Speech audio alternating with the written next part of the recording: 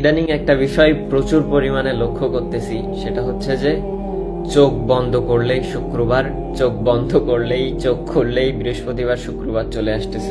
এই কথা যে আমি একা বলতেছি বিষয়টা এমন না, অনেকের পোস্ট দেখলাম, বিষয়টা মোটেও কাকতালীয় না। আমি নিজেই অনুধাবন করতেছি কিভাবে কিভাবে যেন দিন কেটে যাচ্ছে। এই এখনো মনে আছে গত শুক্রবারে কখন নামাজে গেছিলাম, কি করতেছিলাম, দেখতে দেখতে কালকের দিন পর আবার শুক্রবার। তো মানে এই পরিমাণে যে সময় চলে যাচ্ছে আমাদের হাত থেকে দ্রুত, দিন শেষে একটা জিনিস মনে হয় যে আসলে নিজের জন্য বা আখিরাতের জন্য তেমন কিছু হয়তো বা আমরা করতেই পারলাম না। দুনিয়াবি চিন্তাধারা, এটা যাকেই বলি না কেন, আমি নিজেও দুনিয়াবি চিন্তাধারা বাদে আর কোনো কিছুই নেই। জানি না কি হবে, আল্লাহই ভালো জানে। আর অনেকেই বলতেছে এটা শেষ জামানার, বা এটা হচ্ছে যে শেষ জামানার আলামত আর কি, মানে কিয়ামতের আলামত, যে খুব তাড়াতাড়ি শুক্রবার আসবে, শুক্রবার চলে যাবে, দিন পার হবে।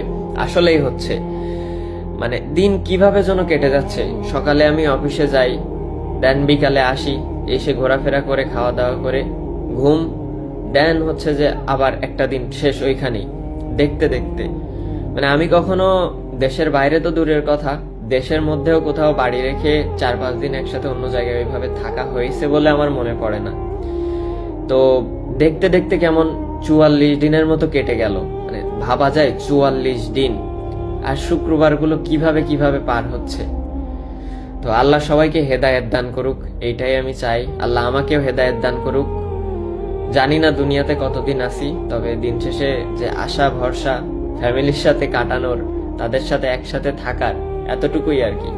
সো একটা জিনিস কিন্তু ভালোই হচ্ছে, দিন কেটে যাচ্ছে। আমি জানি না কতদিন বাঁচবো, তবে দিন যেহেতু কেটে যাচ্ছে, হয়তোবা একটা বছর দেখতে দেখতে কেটে যাবে, বাসায় ফিরতে পারবো, আল্লাহ ভরসা আর কি।